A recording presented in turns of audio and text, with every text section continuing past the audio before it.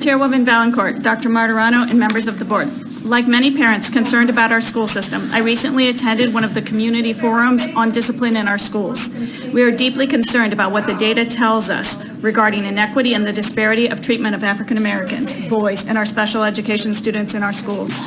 As a result of the meeting, I started to look for structural problems where these groups of students are being penalized. I quickly remembered that in 2012, when the school system was reviewing policy 9070, academic eligibility for high school extracurricular activities, there was data presented then about the glaring inequity surrounding the ability of our students to participate in athletics and extracurricular activities.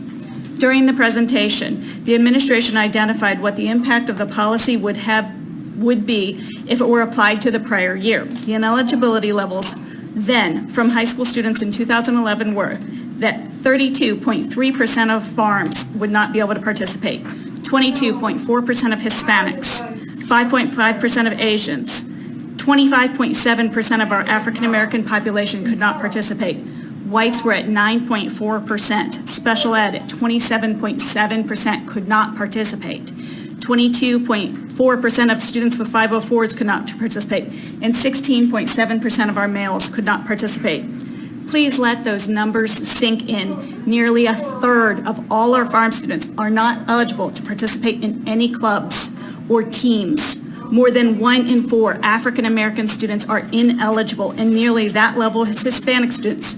More than 1 in 5 special education students ineligible. That was the data then.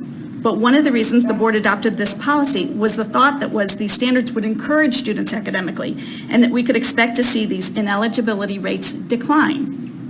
I'd like to think that it's always a good idea to look at the numbers to determine if a policy is working in the way the board intended. So I filed an MPIA request to find out what our current data indicated. Do you think the current numbers are better or worse? Trick question. The same. It turns out that we don't actually monitor the ineligibility data by demographic subgroups. So there is no easy way to tell. The disparities may be smaller or they may be larger, but we aren't tracking it. In an era where we know that the social and emotional health and academic performance are directly linked to the levels of student engagement and participation, we need to evaluate the wide-ranging impacts that our discipline and grading policies have on our students. As board members, hearing these numbers, I have to believe that you want to see the current data on this. If there are significant disparities, I believe it's possible to develop a plan that retains a focus on academics while also enabling our student populations to remain engaged. Let's start by looking at what the data tells us. Thank you. Thank you very much, Ms. Mallo. Thank you very much.